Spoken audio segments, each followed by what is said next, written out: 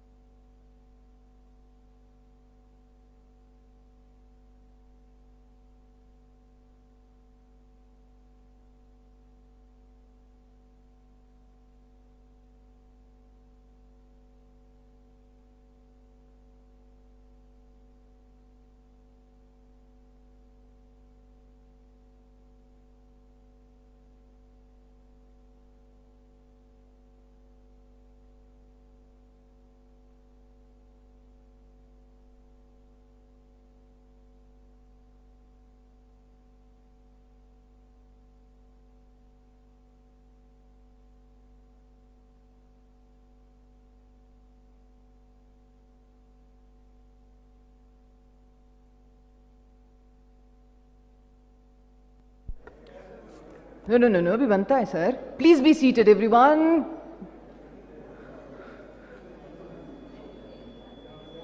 Quick, Dr. Saab. We were very patient through your presentation in the technical session yesterday. Everyone, quick, be seated. Otherwise, the people who are treating from above will tell us that they were not on time.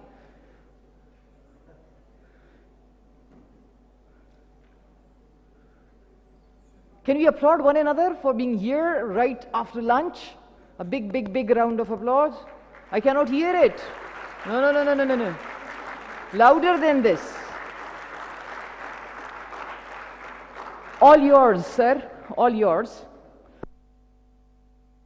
Excellent. Thank you very much. Assalamu alaikum. Good to see you all. Fantastic conference.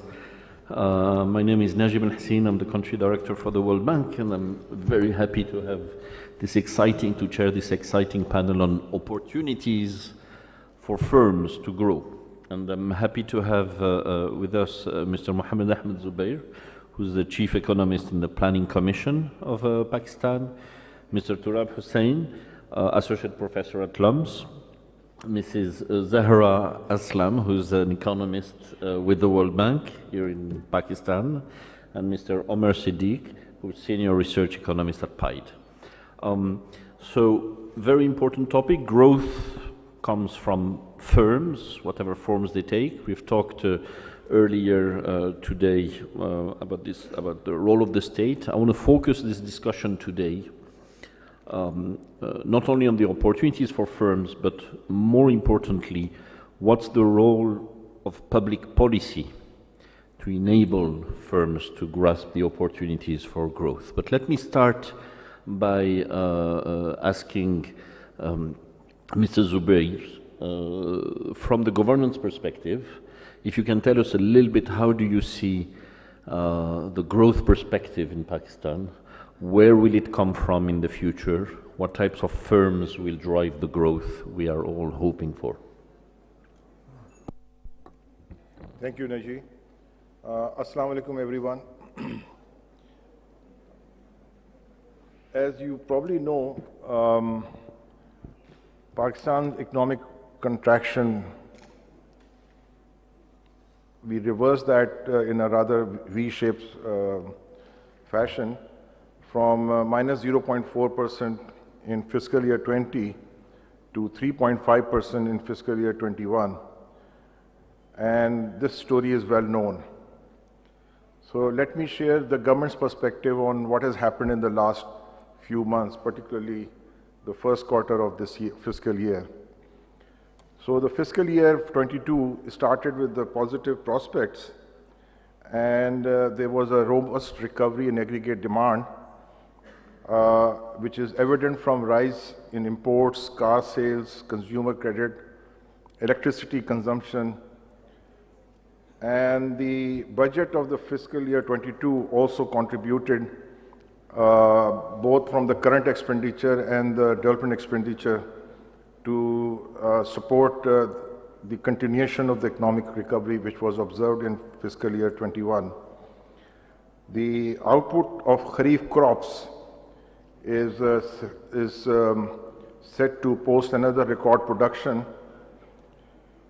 However, we know that this sort of recovery, you see, if we go back to fiscal year FY21, there were really two major drivers of growth, apart from the fact that the COVID management helped to abate the economic slowdown. One was that there was a massive transfer to the agriculture sector amounting to about 1.1 trillion rupees. And this was also accompanied by record remittances inflows of 27 billion. And then this government budget for FY22 added to the acceleration of the aggregate demand impulses. So as a result, during the first quarter of this fiscal year 22, we saw the import growth rising rather sharply, and we also observed building up of external imbalances. So the imports surged to the highest level of 17.5 billion in the first quarter of 22. Fiscal year 22, and the current account deficit was 3.4 billion in the first quarter. And we have also seen the resurgence of inflationary impulses in the economy. Now, if we look at the exports, they recorded the highest average monthly level of 2.4 billion in the first quarter of fiscal 22, as well as the highest ever in a single quarter of 7.2 billion. And the remittances have also, touched 8 billion mark during the first quarter of 22. Now, the government is very much aware of the need to preserve the momentum of recovery and keeping the external balances in check. In past few days, there has been a staff level agreement with the IMF, and there is already, even before the reaching of the staff level agreement with the IMF, given the early signs that we observe of emerging fiscal balances in the first quarter of 22, fiscal retrenchment process is already underway, and the numbers have not been finalized in terms of the extent of scaling down the PSDP, but certainly in the Planning Commission we are looking very closely on the size of the scale down. At the same time, the central bank has also raised the policy rate, and we believe that along with the exchange rate management, this would sort of stabilize the external balance account. Now, your question was about the future prospects of growth. What would be the drivers of the growth? I think this is our many decades old problem that the macroeconomic stability has dominated the overall growth prospects, and the fact that under the IMF staff program, some of the fiscal concessions that were delivered in the budget would be withdrawn. So you know, without sort of like stabilizing the macroeconomic picture, at least at the industry level, it is exceedingly difficult to see the industry sector as main driver of the growth. The main drivers of the growth are likely to, as has been demonstrated in the last couple of years, from the agriculture sector, and also extremely positive developments in the services sector led by the rising exports of the IT. So in the near term, these two sectors appear to be the main drivers of the growth. Excellent. Thank you very much for this macro picture and the prospects. We're going to slowly zoom down on the firms, but let me turn to productivity and ask from our colleague from Turab, from Omar, sorry, starting with Omar, on the work you have done on productivity in Pakistan over the past decades. Thank you very much. Assalamu alaikum, everyone. So, first of all, why is total factor productivity important? My work is, by the way, on an overview of total factor productivity in Pakistan since 1972. So, first of all, why is total factor productivity important? I think it's a well-known fact that it contributes to economic growth. For example, in the second industrial revolution, when technological progress took place, it led to unprecedented growth. And if we look at some of the recent evidence, it shows that in G5, G7 and G20 countries, total TFP growth has led to income growth rather than factor accumulation. And Warren Buffett has termed TFP growth as the secret sauce of success in America, as gains growth over the last century or so. So without productivity gains, there is no genuine increases in income and prosperity. So if we look at Pakistan, when let's state the obvious first, that since 1972, and even if we look even further back, Pakistan's TFP growth, economic growth and investment to GDP ratio, all three critical indicators are on the decline. And although according to my calculations, estimations, TFP growth since 1972 has been 1.62%, which is respectable if compared to countries like India, but it is very low as compared to other East Asian economies.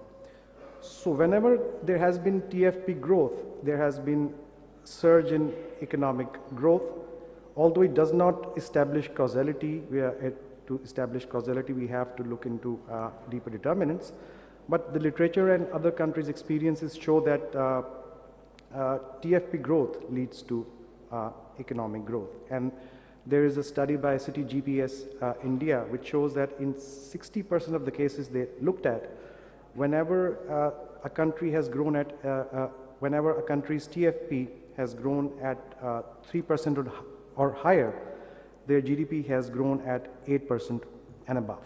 The case in point is that of China. So if we break down the TFP growth according to decades, Pakistan's TFP was in 80s was quite high. In 90s it blipped, and in 2000s it increased. And what's, according to my analysis, that what's puzzling is, although the growth in the last decade has decreased, but the TFP has increased, and also the investment rate was quite low in that decades. So in the 1980s, there was an increasing role of the private sector, and there were import liberalization and large-scale public investment that led to high growth and GDP. And if we look at the 1990s, when TFP growth declined, the GDP growth also declined, and 1990s is sometimes called as last decades. It's quite interesting that although there were quite a few liberalization measures that were taken in the 1990s, but still those did not translate into high TFP growth or GDP growth. That's probably because the sequencing was not right, and also because there was a hangover of large borrowing from the 1980s, which led to downturn in TFP and GDP growth. So if we look at 2000s, in the decade of 2000s, the TFP growth increased and also the GDP growth increased. Broadly, the factors that led to such a development were trade openness and financial debt. There was also privatization process, and there was also focus of the policy on the banking sector, financial liberalization, and also one important factor that led to higher growth was the relaxation of sanctions post September 2001, which improved the economic conditions. So in 2010s, TFP increased, but the GDP growth decreased. Why that happened? That's probably because in the latter half of the 2000s, there was investment, but there was probably idle capacity lying that was utilized in the 2010s that led to such growth. So in sum, since 1972, the most of the growth has been in Pakistan has been input driven and not TFP driven. And as Krugman and Alvin Young has shown, that whenever the growth is driven by input accumulation, it is not very sustainable. So, and again, if we look at the main sectors, that is agriculture, industry, and services, in all those follow the same trends that in 70s it was respectable, and then in 80s the TFP increased in all these sectors, and then in 90s it decreased, and so on and so forth. So we can say that whenever there have been episodes of privatization, liberalization, and financial openness, even when trade openness have increased, it has led to increase in TFP growth, and consequently it has led to increase in GDP growth. Thanks a lot. This disconnect between TFP growth and GDP growth in the 2010s yes. is so that is quite interesting. Yeah, it is very interesting. So to be very frank, I cannot think of any plausible explanation for that. So I think So to be very frank as well, I never really understood exactly or could picture what's inside TFP. It's a very, it's a residual of an equation. And so let's move to from TFP, because productivity growth happens where production takes place, and that's inside the firms. So let's move inside the firms, and I'm turning to Zahra, who's doing interesting work, a growth diagnostics that looks at large firms. We'll start with large firms to try to understand how are they an active agent of growth? Are there many large firms? Large firms live longer, they dominate exports. So tell us a little bit about the large firms dynamics in Pakistan, then we'll move to smaller firms. Thank you, Naji. So large firms, as Naji mentioned, are important as large and globally integrated firms. They enjoy large economies of scale. They can also tap into global knowledge pools, and this can lead to an increase in productivity, over time investment, and they can also be engines of employment generation. Moreover, the externalities and spillover effects associated with large firms are also beneficial for small firms, and they can help increase the learning and size of small firms through knowledge spillovers, as well as increased demand. So keeping this in mind, we can see that a large number of larger firms can in turn lead to higher potential growth for an economy. And in this context, we are trying to understand in Pakistan what are the firm level sort of dynamics, and as part of this growth diagnostic, we want to look at firm investment growth and size trends at the firm level. And so we're also at the same time, as part of this analysis, also looking at ownership structure, profitability, productivity, and how these impact firm investment decisions and in turn size and growth. The first part, so I'd like to share some preliminary results here, and the first result directly addresses one of your questions, is on the presence of very large firms. And we find that indeed Pakistan has few large firms, especially in the knowledge-intensive sectors. So some of you may be familiar that to understand, because of data constraints, there are challenges to understanding the full sort of firm size distribution in Pakistan. We, for our analysis, use a publicly available data source called Orbis, and we restrict our analysis to large top 500 firms for Pakistan and comparator countries, both that are in terms similar in the structural comparators as well as aspirational comparators. And when by restricting the sample to the top 500, we get a comprehensive picture of large firms. And here again, the main result that we get is that the typical size of a large Pakistani firm is smaller than compared to comparator countries. We then focus on, the ones at the frontier, so firms that exceed their annual sales exceed $1 to $2 billion. And again, these are, we can label them as very large firms. And the result is similar, that Pakistan, when it compares to its other sort of comparators, Vietnam, Indonesia, Turkey, India, it has fewer very large firms. And this is also substantiated by another sort of data source that we use, is on exporters database. And again, here the results are corroborated. Pakistan has few large exporters and many small exporters. So to put a number here, the average size of a Pakistani exporter is about $1.4 million per annum, and this is a third of our average Bangladeshi exporter. And so now it's also important to look at what are these very large firms doing. And here we find that they primarily exist in the extraction sort of sector. So the two top sectors are utilities, so mining and gas, support services, and gas distribution. And when we compare to structural comparators, this structure holds of the very large firms, but aspirational countries tend to have larger knowledge-intensive firms that are in telecom, trade, etc. And the spillovers that I was referring to before in terms of knowledge spillovers for the domestic small firms, they tend to be associated with more knowledge-intensive firms. So that sort of answers part of the question. The second one is on how they are contributing to growth. And here it's important to look at how are these firms growing themselves, what is their profitability, and what are their investment decisions, what do they look like. And so again, the key result here is that we find that large firms tend to experience a weak growth in sales, and it's also volatile. And the share of high growth firms in Pakistan tends to be small. And while there are many factors that can impact an individual firm's growth in terms of sales, the fact that they are operating in sectors where prices are volatile and their small size can contribute to their weak sort of volatility in sales. Similarly, looking at the top end of the distribution in terms of high growth firms is important because these firms again are employment generating firms.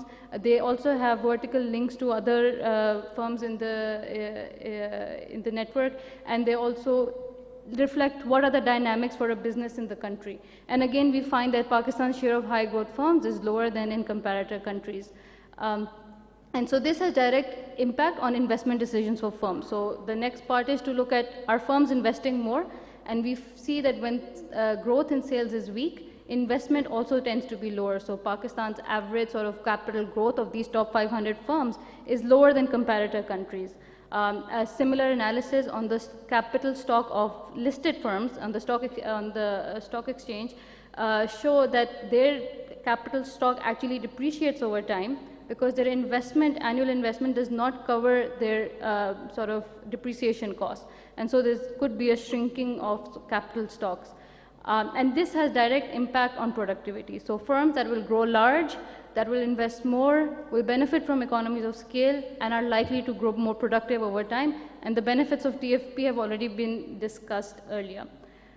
So keeping this in mind, and then another sort of result that we find which is interesting is that in terms of profitability, Pakistani firms tend to do okay, but there is a large share of loss-making firms. And again, this analysis is relevant because recently, only I think a couple of weeks ago, there was an article in the newspaper, and I think this is research done by PIDE on the existence of zombie firms. So loss-making firms, we define as a loss-making firm, a firm that has been in operation for 10 years and has been loss-making for 3 consecutive years. So while profitability should be linked with high investment, we don't necessarily see that. And one reason could be the existence of these loss-making zombie firms that can depress the overall investment environment and also weak reallocation.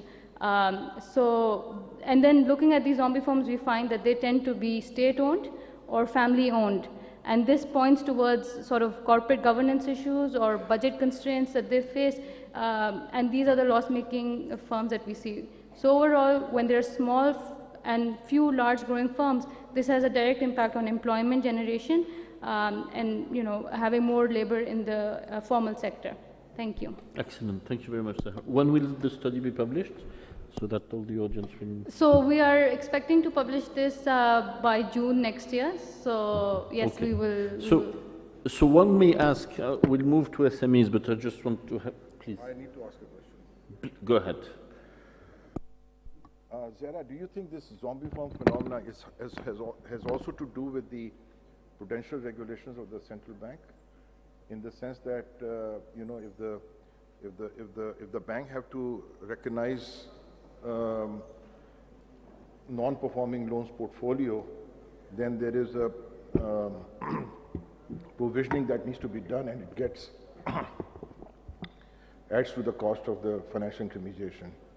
So it's better to restructure the loan and keep the zombie firm going.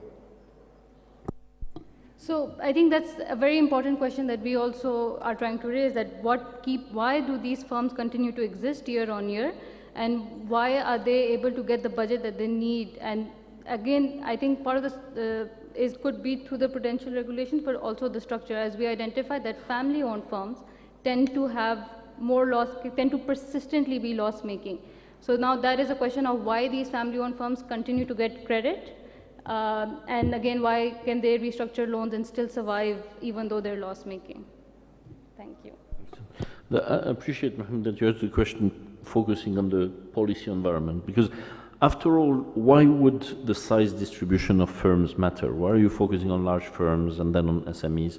We've seen very different profiles of size distribution of countries growing, sometimes driven by SMEs, sometimes driven by large firms.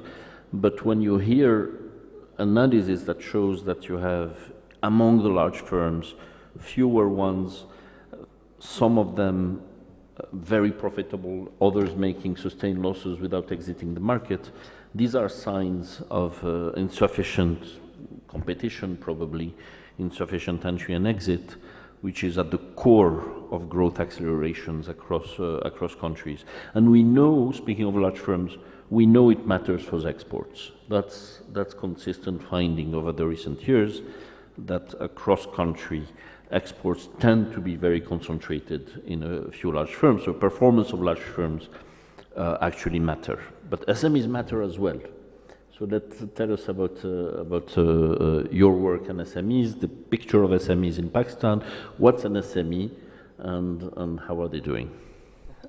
Okay, thank you very much, Naji, and I'm really happy to be in Peshawar, and thank you very much for organizing such a wonderful conference. So on SMEs, so one thing which we need to understand is, if you look at all economic activity across sectors, agriculture, services and manufacturing, around 95 to 96%, in fact even more perhaps, is SMEs, small medium enterprises. The way we define SMEs, and this is sort of a controversial topic, but let's not get into the controversy.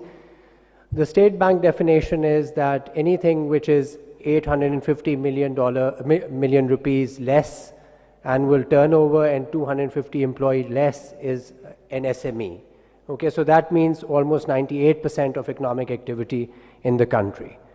So that aside, so we know that most of the economic activity happens within SMEs.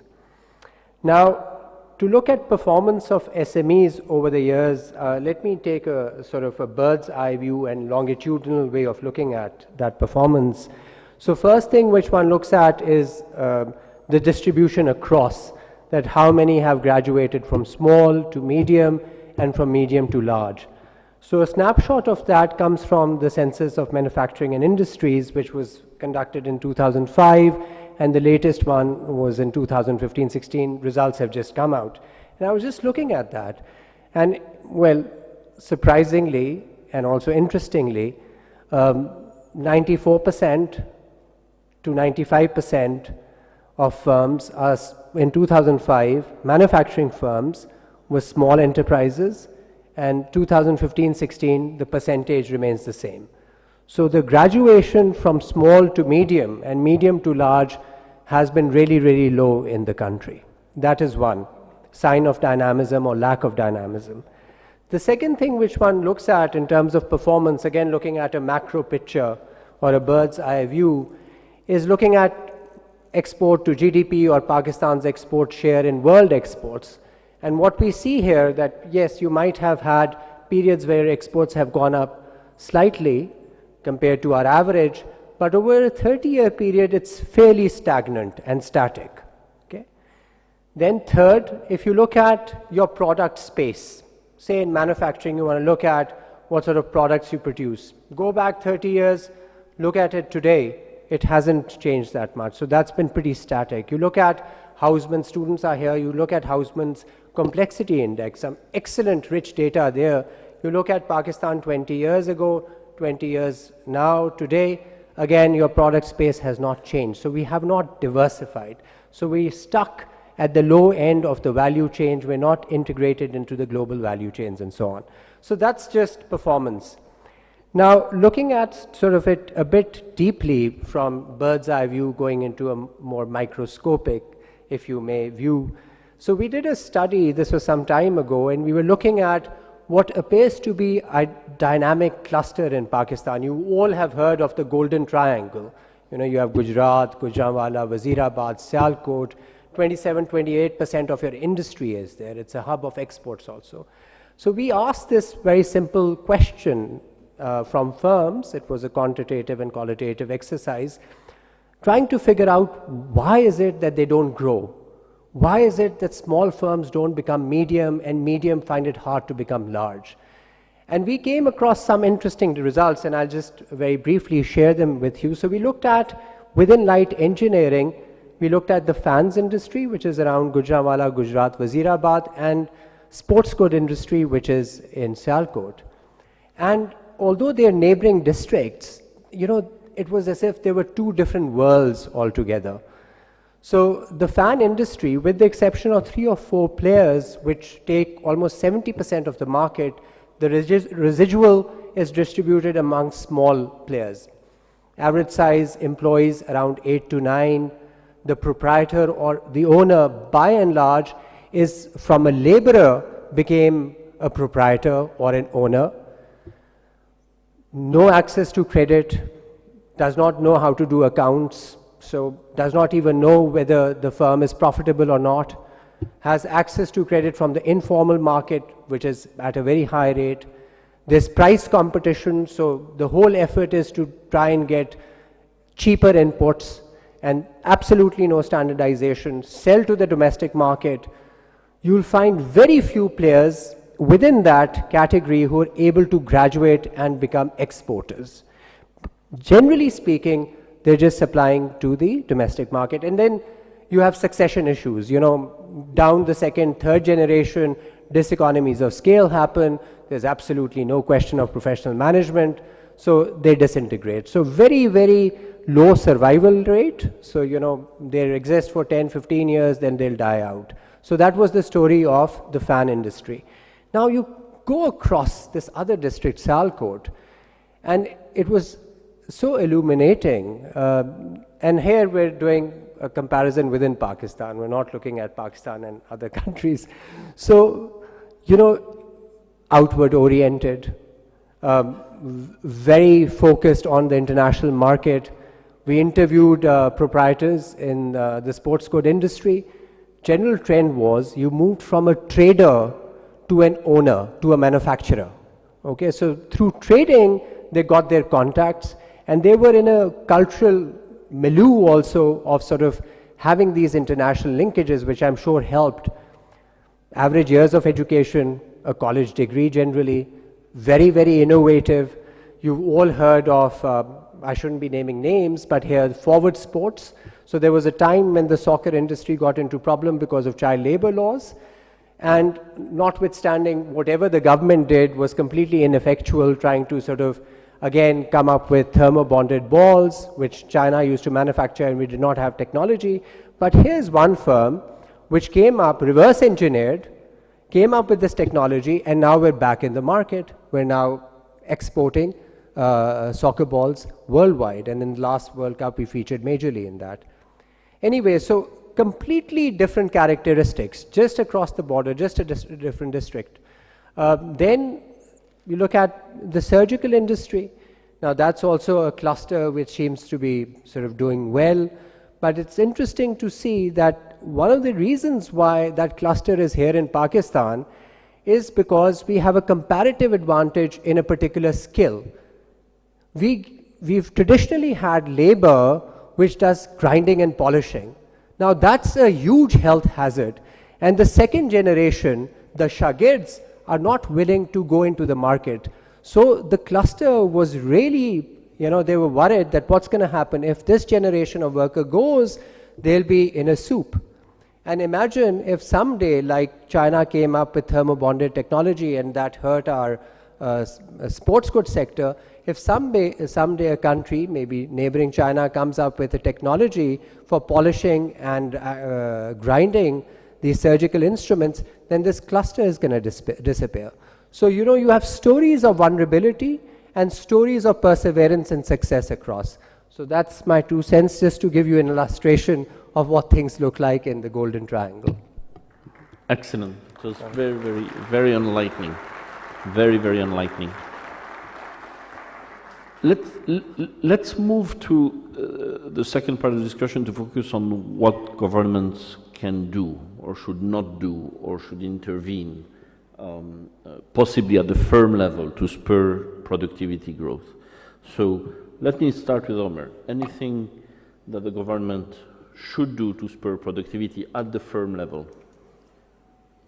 Well, I think the evidence that is overwhelming that if you let the markets work and let the private sector's dynamism, you know, take its course, it will eventually lead to higher productivity growth.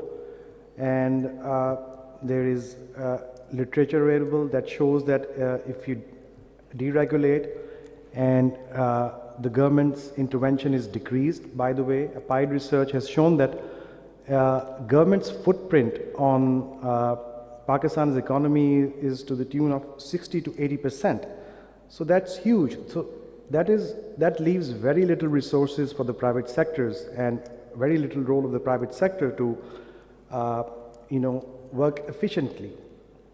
Similarly, the literature also shows that the governance and institutions, for example, there is also very interesting work being done at PIDE called the Sludge series, which shows that when you start a business, you have to go through a plethora of steps to establish a business, and it costs you a lot of time. It has a monetary cost, it has psychological cost, and sometimes the cost, if we lump these costs together, they amount to millions of rupees. So if these energies are diverted towards doing such things, then the private sector won't be able to work. Similarly, there are institutions, for example, the legal institutions in Pakistan are very inefficient.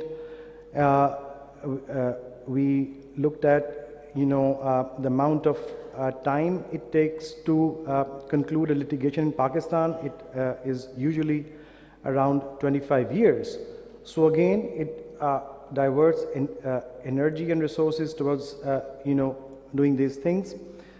Then if Pakistan experience and other countries' experience has shown that if you let the export sector flourish, and if you remove certain restrictions like tariff barriers, non-tariff barriers, and so this will also lead to higher productivity growth. This is good also for, true for at the micro level and at the macro level. So when we talk about, market-oriented reforms, the general misconception is that everything is left to the market forces and government has no role to play. That's not true. What we mean when we talk about, and we have argued that very rigorously in our growth agenda, that market-oriented reforms and letting our market do their job does not mean that government has no role to play. Of course, government has a role to play. Government has to, regulate efficiently. Government has to, if the investment is taking place, they have to monitor it and all these things. And again, overall stability can lead to all these things. I've also doing a preliminary work on the determinants of TFP growth in Pakistan. First, a disclaimer: doing econometric work in Pakistan, especially on such topics, is a very painful experience because of the lack of data. You do not find data, so these results can only be taken as indicative. So I took IMF dummy as a determinant of TFP, openness, education, infrastructure, and innovation, and credit to GDP ratio. So the results are very interesting. The IMF dummy that from 1972 to 2019 is negative and significant. So the IMF programs contribute, unfortunately, negatively to the overall growth environment of Pakistan. Openness, unsurprisingly, has positive influence. Surprisingly, education has negative influence, and similarly the case is with the infrastructure. So why is infrastructure have negative influence? Because the global evidence shows that infrastructure, investment in infrastructure has positive contribution towards TFP and GDP growth. That's because, probably because that when we invest in infrastructure, that is without any regard to its efficiency, whether it is useful or not, and the infrastructure projects go beyond their stipulated time frame, during which it has to be completed. And finally, the credit to GDP ratio, which shows the financial sector's debt, has a positive and significant impact on TFP growth in Pakistan. So in sum, let the private sector work with market-oriented reforms, improve the governance structure. That is, sort of become, has become, a tautology in Pakistan that let governance work. But as I mentioned earlier, that we have shown by research at PIDE that the governance structure and institutions, law institutions and all those bureaucracy, these need to be, reformed so that the real spirit of the private sector can be unleashed. Thank you. Thank you. So that's one view. Don't intervene, just let markets play, improve the environment, unlock the barriers and open up. That is one view. Turab, you've brilliantly exposed differences inside the country between clusters. Any lessons from this analysis on any role the government had in these clusters in Sialkot or elsewhere, or is it just traditions and different relations to business that make such big differences in success?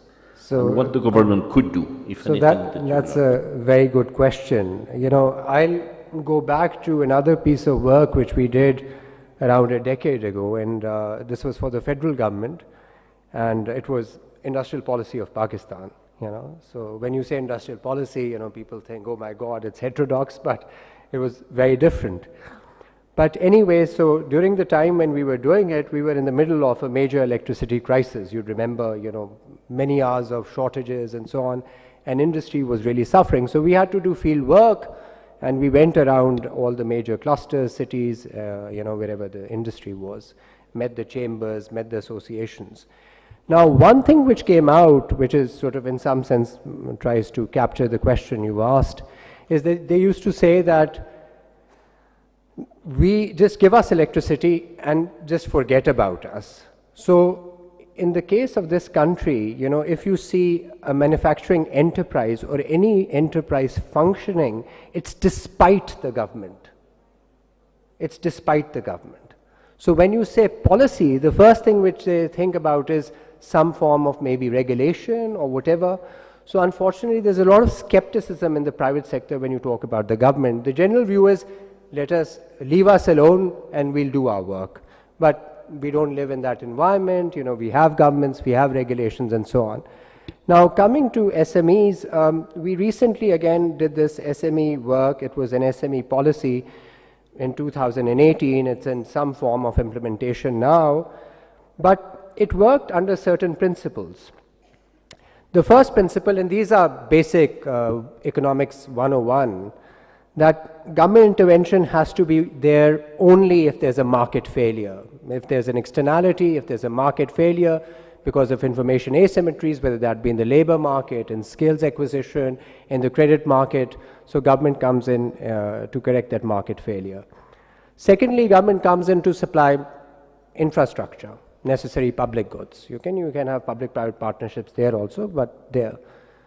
Thirdly, government has a regulatory footprint which is predatory, which is too big.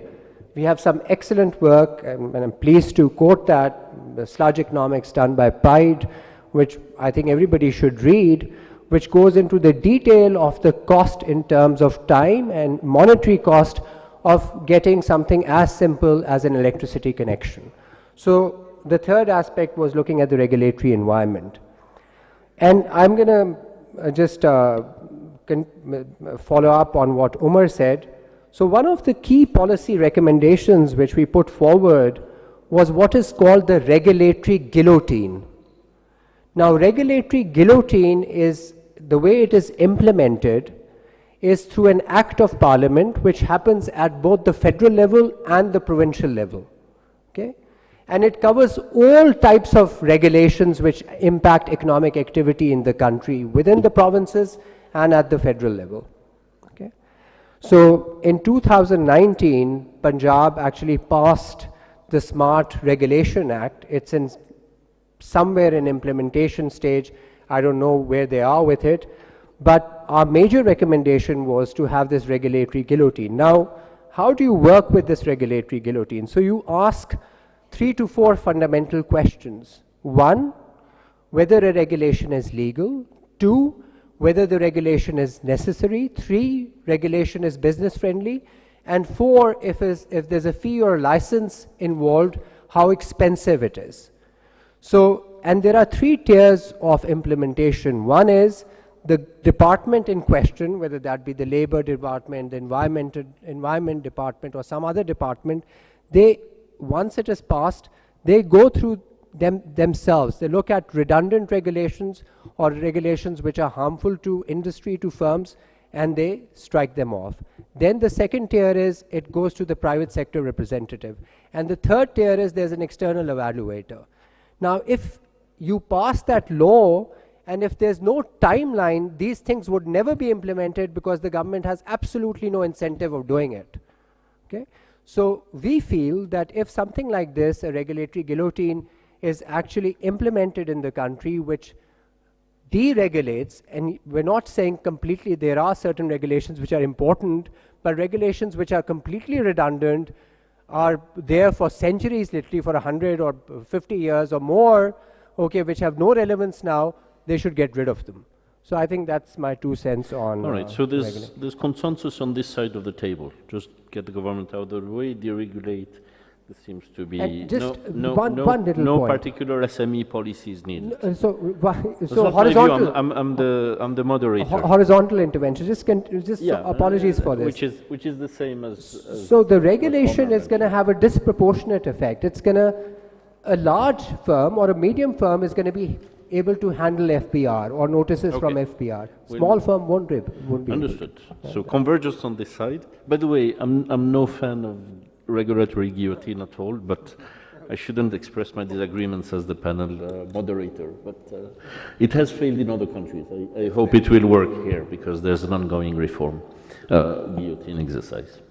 Let's move to large firms. Zahra, do you agree that it's all about, and large firms are often, not always, but often linked to foreign direct investment.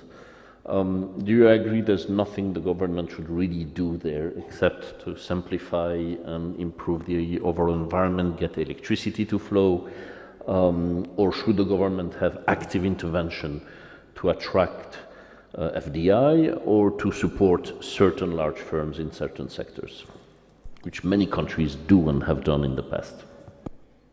So, you know, so some of the problems that domestic firms in Pakistan face, you can apply the same to FDI, foreign firms as well, and they also have to deal with the regulatory sort of bottlenecks, the difficult regulatory environment, and the sludge that is, you know, being referred to. But for foreign direct investment firms, there's also other policies in place that impact their operation.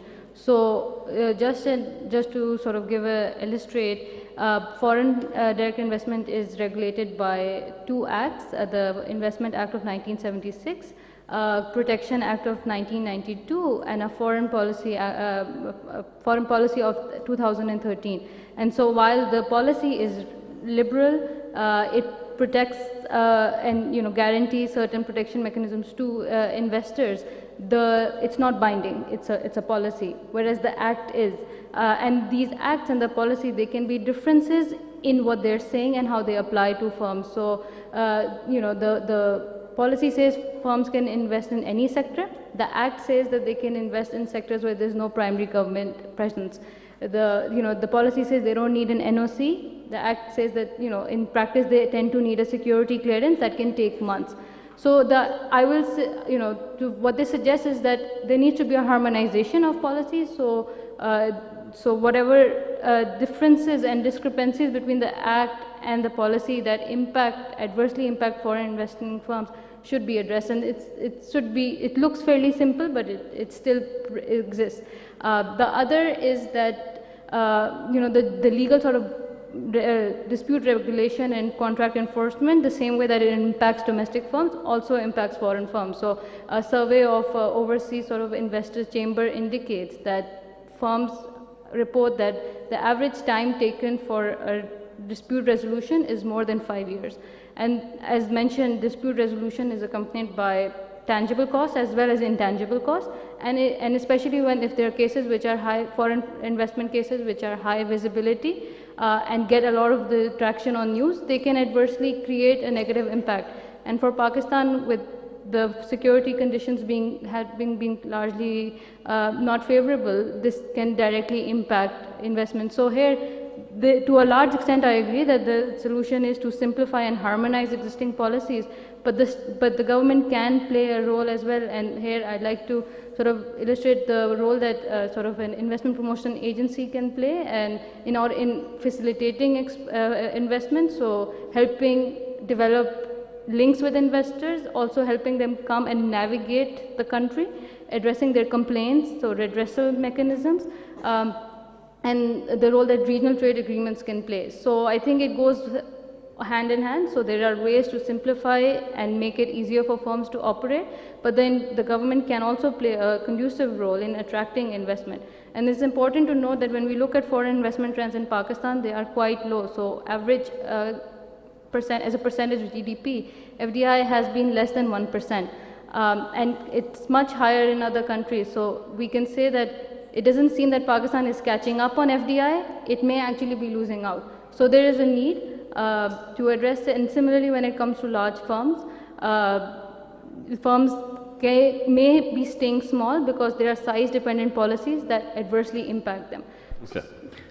Thank you very much, Zahra. So, still consensus. I wish I was a speaker in this panel. I would disagree with you and prone. You mentioned market failures. Be curious to know how we measure them, how we identify them.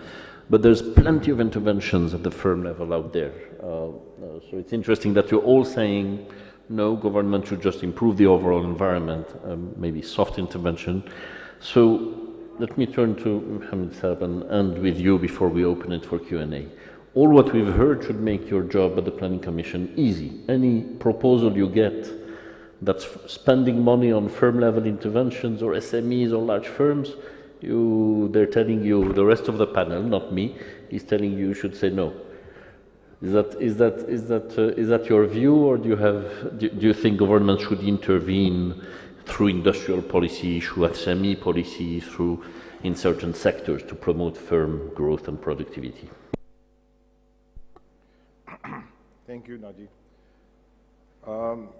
I'll answer this question informally in Urdu and then formally in English. All right. So that I cannot understand.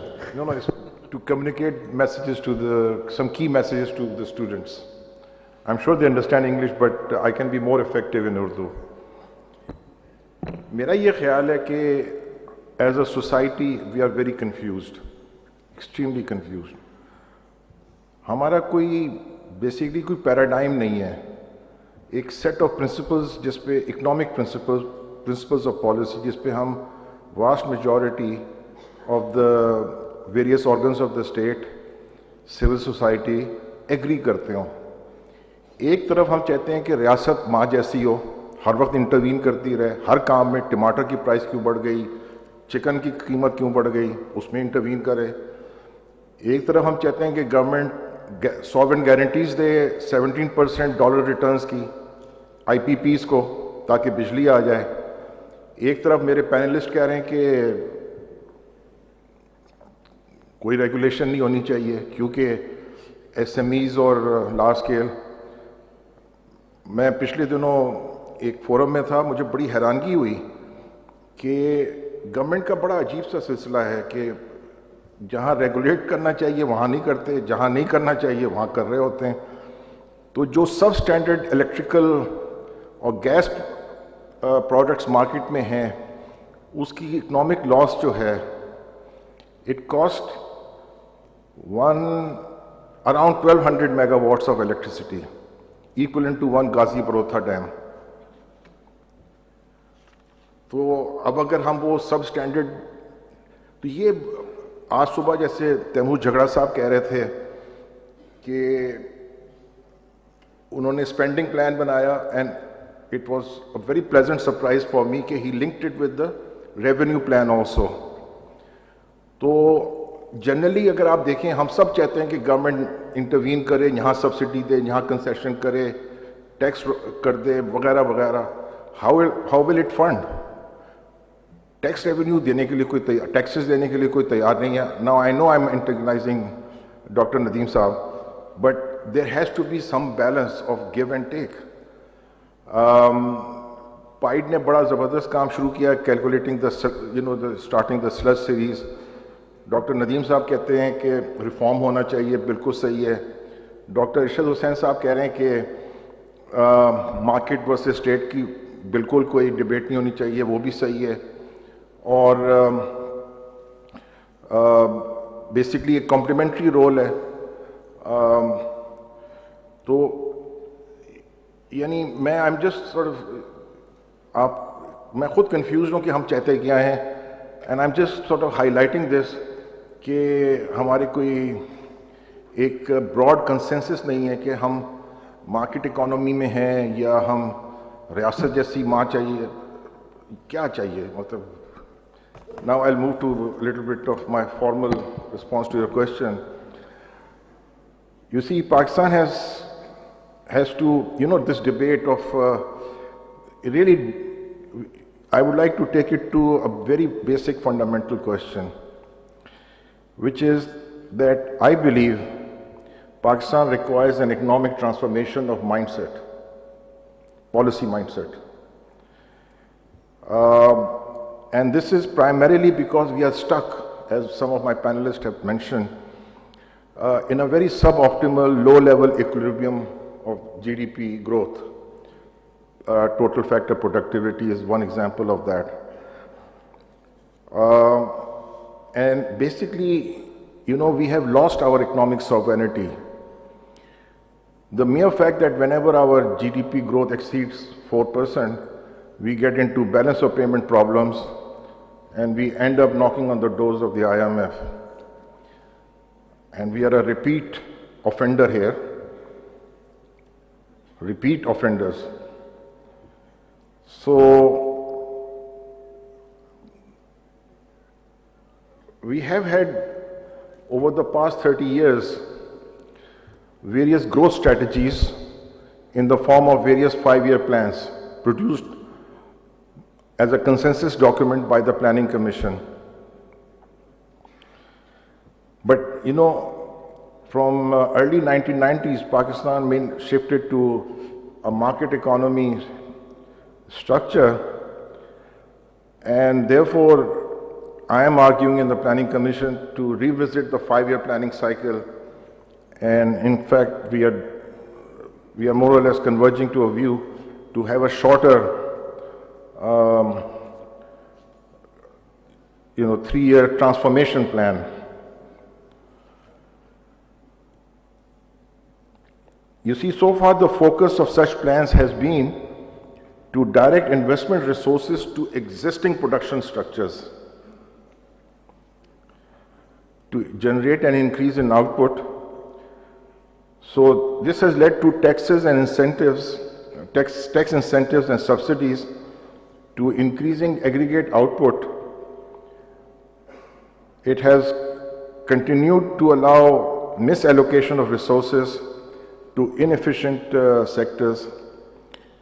It has also allowed buildup of cartelization and tolerance for cartelization in the industry. And firms are not incentivized to invest in business expansions, as my colleagues have pointed out, both in the large scale and the SME sector. And we have created in niche products oligopolistic market structures. Also, under the IMF and World Bank various support programs, basically what has happened is that, these programs, because we are repeat offenders, the focus in the beginning of the programs is usually on stabilization, which actually leads to degradation of the political capital of the incumbent government, and then there is very little appetite left for structural transformation of the economy.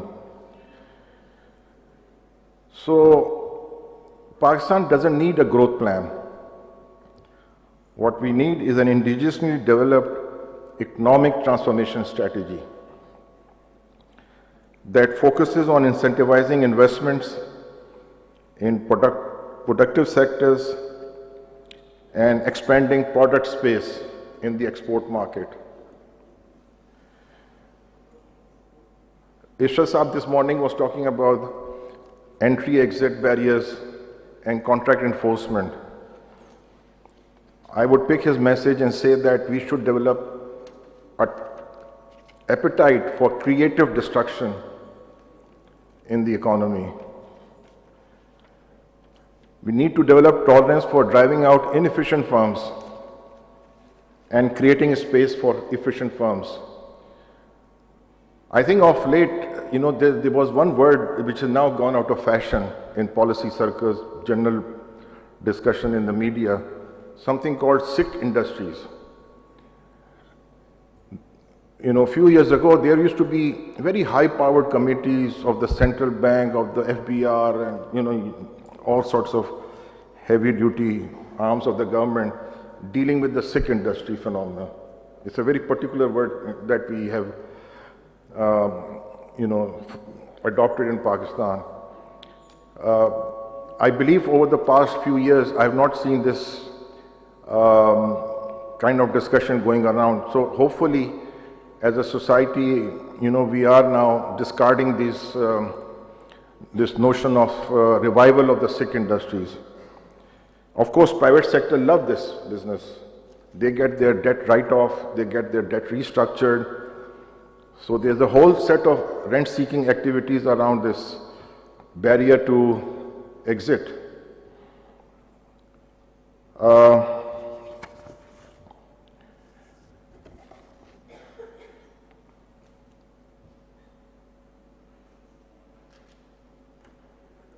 I think we also need to look outwards. It seems, the discussion on economic performance at any given point in time is backward-looking. What happened last year? What happened in the previous government tenure? So it seems, we are benchmarking our government economic performance or government policy outcomes leading to various economic performance measures as if we are in competition with history.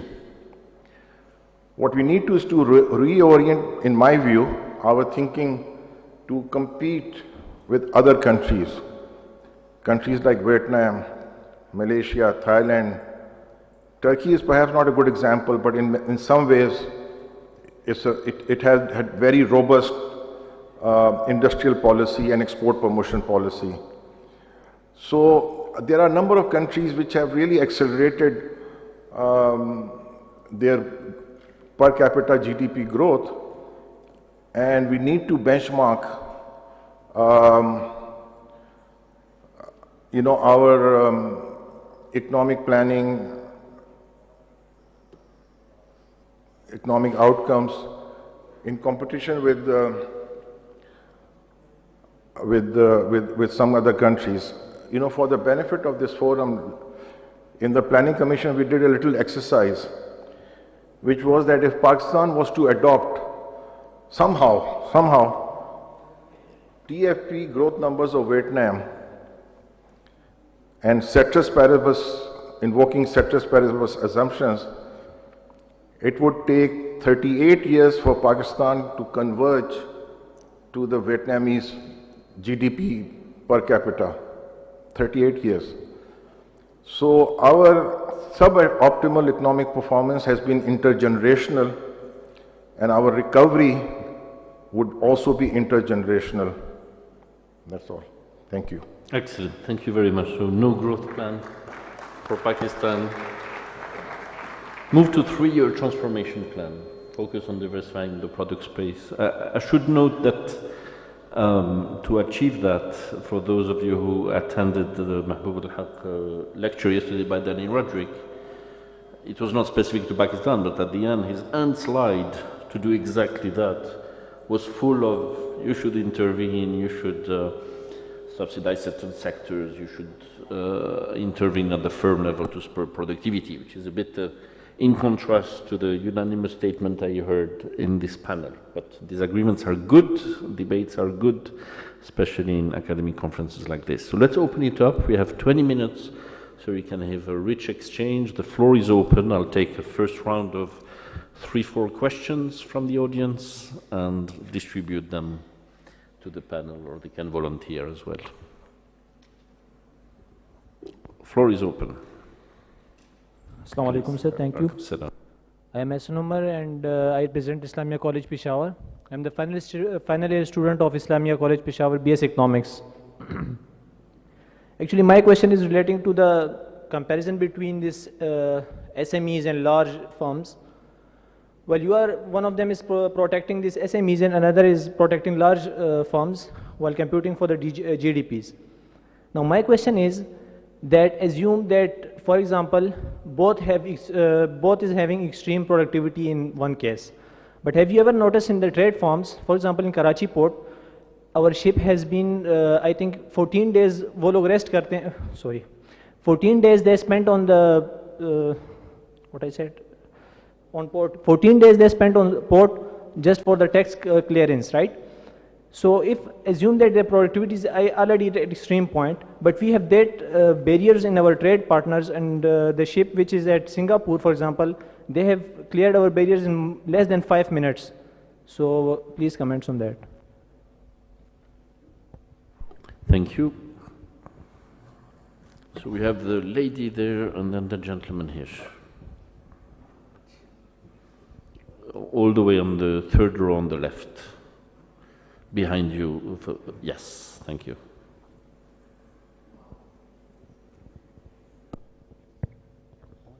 Hi, my name is Sara Nizamani. I am from IBA Karachi and I'm also associated with PIDE.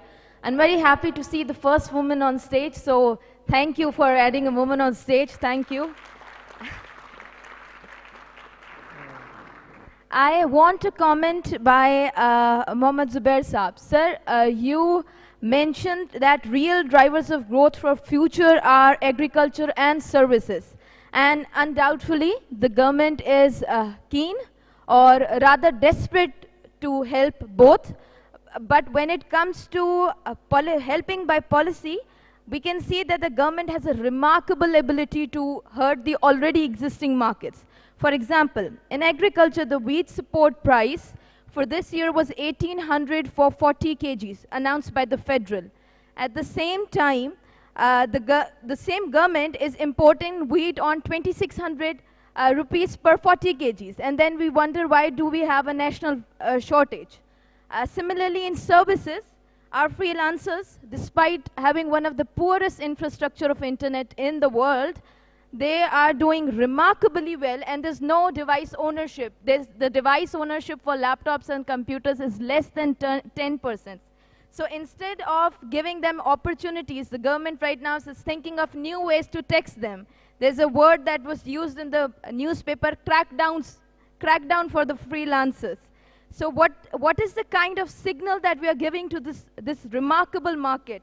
So what I'm asking you is, what do you mean? Would you like to let us know, how do you see growth and productivity in these sectors with same kind of policy making? Thank you. Thank you very much. I'll take one more, please. Okay, sir, thank you. My name is Rojan, and I am the student of I'm Science University. I am very thankful to you and your colleagues, guest and student and teacher of I'm Science University, and the teacher and student of different universities. As we know that the economy of a country depend on three factors, like agriculture, production, and services. We are talking about production. When the production is increased, the investment, when we invest more, the production will increase.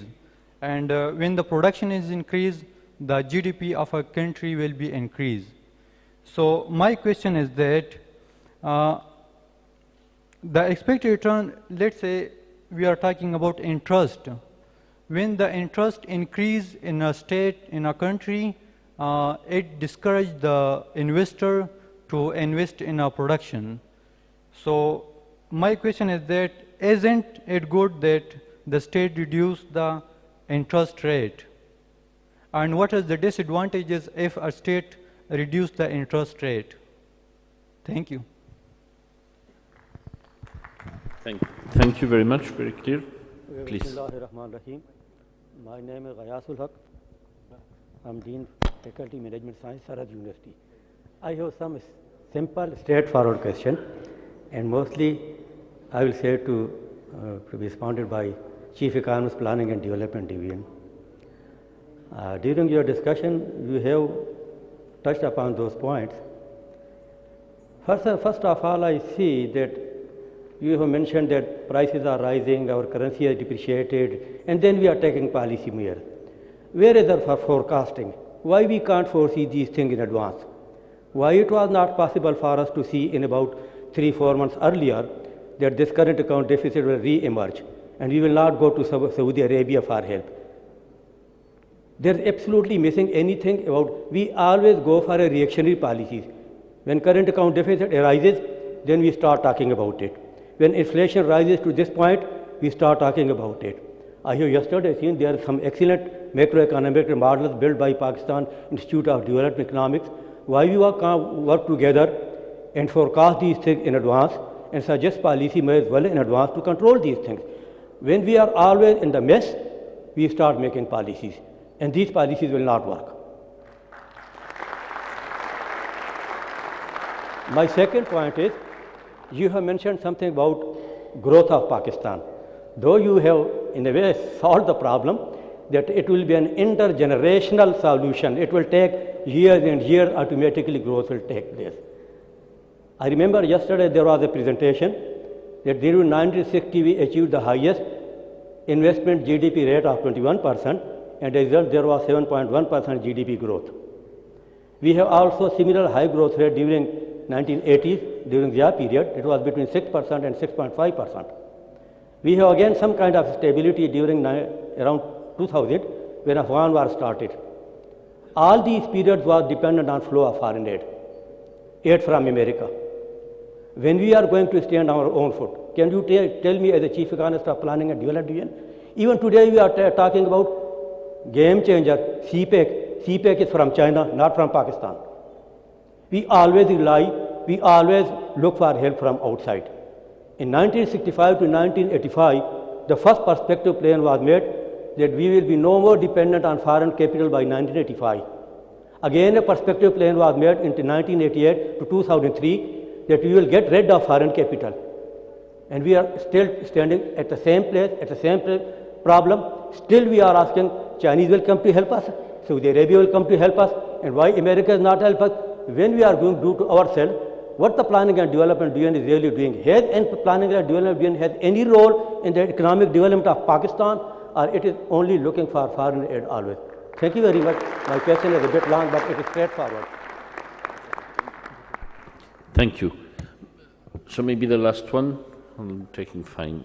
Thank you so much. This is Ahmed Qazi from ILO Islamabad. I just have one question of clarity from Zubair Saab. Zubair Saab, you mentioned that under the new IMF program, I'll just stand up, I think. Under the new IMF program, some of the fiscal reliefs that were provided to the manufacturing sector, they might need to be revisited. I think you mentioned something like a little clarity on that. Do you refer to those 600 different new the raw material tariff lines relief that were proposed under this budget, or a little more clarity on what kind of relief is being revisited under the new IMF program? Just a question of clarity on that, please. Thank you. Thank you. Just want to remind the topic of the session, some firms, and not too much on the micro. So who would like to come on, maybe Zubair, I'd like to give you the floor first, because you got an important question on forecasting. what was the lady over there? Yes, so it was, there was her point was about the government, if I can summarize it, the government hurts markets whenever they intervene. And she gave the example of freelancers who are doing well, even if connectivity is, ownership of equipment is low, and now there's peak of taxing them. So Thank you. I'll start with the first question from Ms. or Dr. Sara Zamani. The point I was making was basically in the context of the growth, given the initial results that we have observed in the fiscal year, first quarter of FY22, what are the likely growth drivers? And there I pointed out that it would be mostly from the agriculture sector and the services sector, in particular the IT. It is not that they are necessarily at the moment target of a very big investment program from the government side. The points that you have made, not only I agree, but the economic bureaucrats and the leadership, political leadership, are of the very firm view that those sectors which are growing or showing good performance, and they are doing it organically, there's no need to sort of touch them through some sort of support mechanism. So yes, I think on the whole I agree with your points. Now the second question from the gentleman here about price forecasting, inflation, intergenerational CPEC. Sir मेरी submission है आपको, जो मैं आपको कह रहा था पहले शुरू में कि वी आर वेरी कंफ्यूज्ड। हमने सेविंग्स नहीं करनी, हमारी सेविंग्स हैं इस वक्त सर 9 या 10% of the GDP, one of the lowest among the developing countries.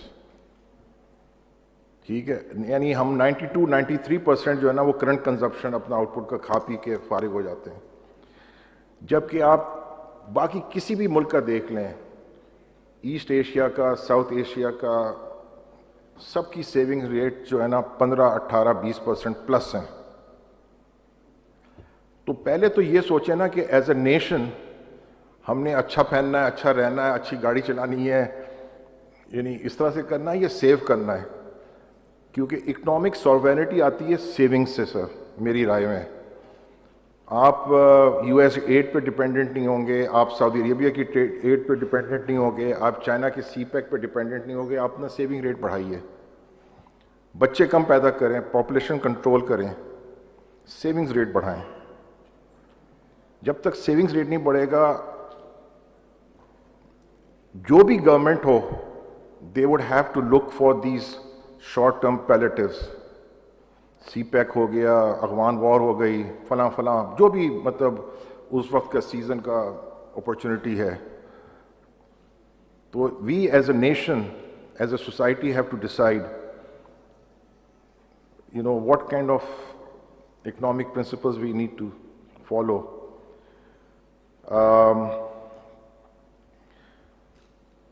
Next सवाल था IMF एग्जेम्पशंस के बारे में। मुझे उसके बारे में ज़्यादा नहीं मालूम, and I am not in a position to even if I was in a position I should not be answering that question.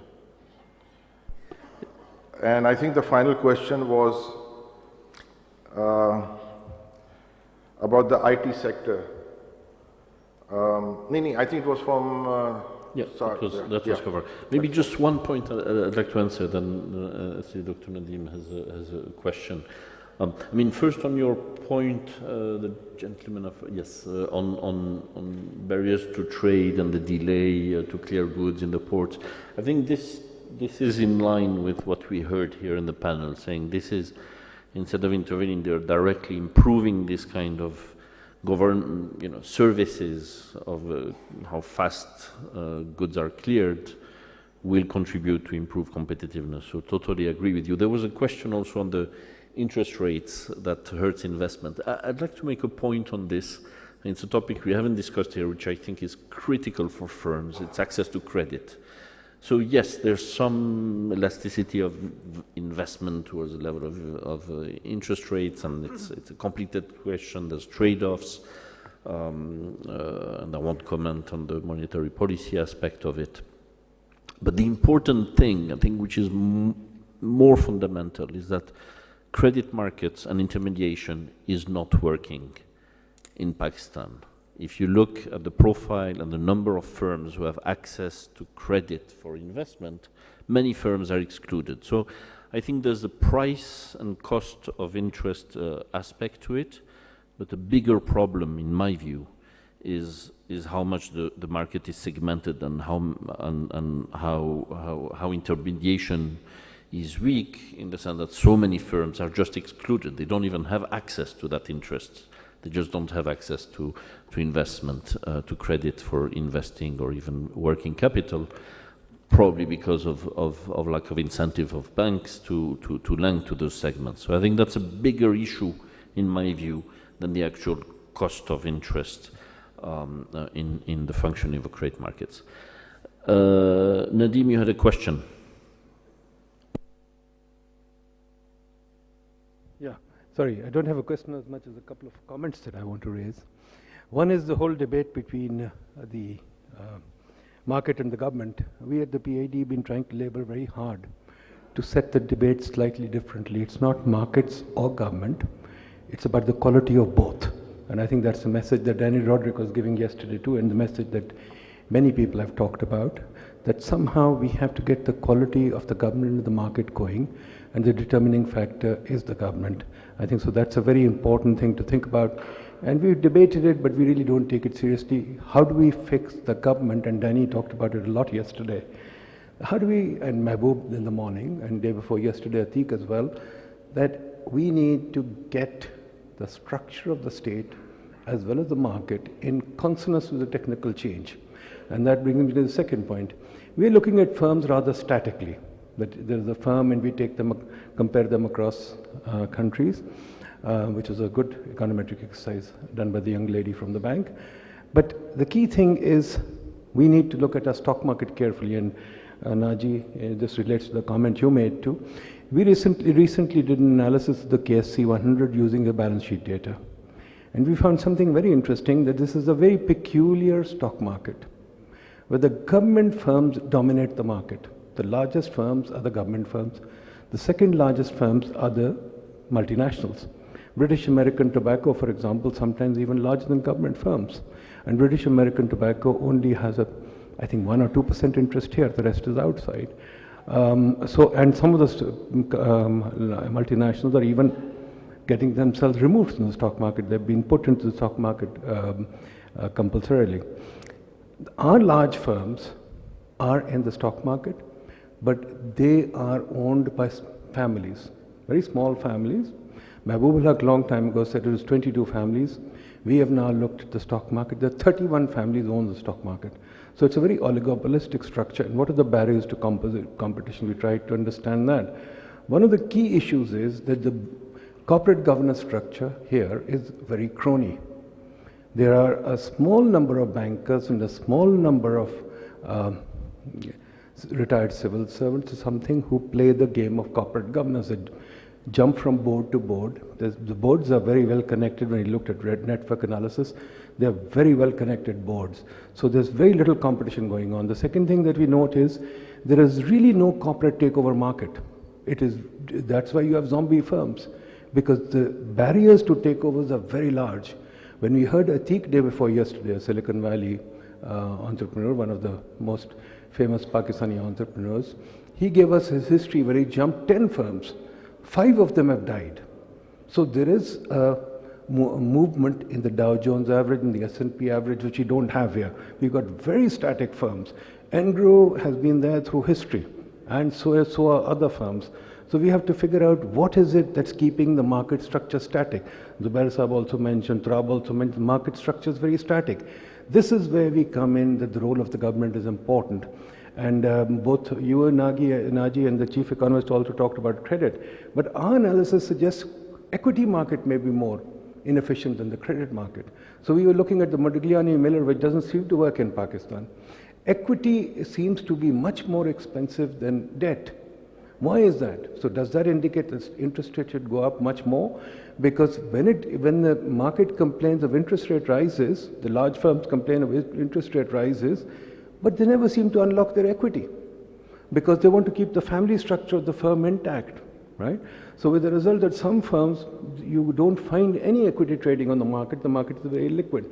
So I think we need to look at very deep regulatory and market issues before we can pronounce on that. And FDI, for example, again, as you said, CPEC. CPEC is a game changer. I've never understood how any project can be a game changer for a country. It's not policy, but project that we're talking about. And Zubair Saab says savings. I don't think savings are low in Pakistan. I think it's just recorded savings you're talking about, which are residual, which don't worry about the changes in wealth. True savings is changes in wealth. And if you look at changes in wealth, we may not be as bad a saver as people think we are. So there are lots of questions that need to be answered and discussed more seriously. Thank you. Thank you. Can't agree more. On these good words, let me thank the panel for excellent interventions and the room as well for the good Q&A. I'm sorry for interrupting. We already passed the end time, but maybe we can take the question on the side, outside of the panel. Thank you very much, everyone.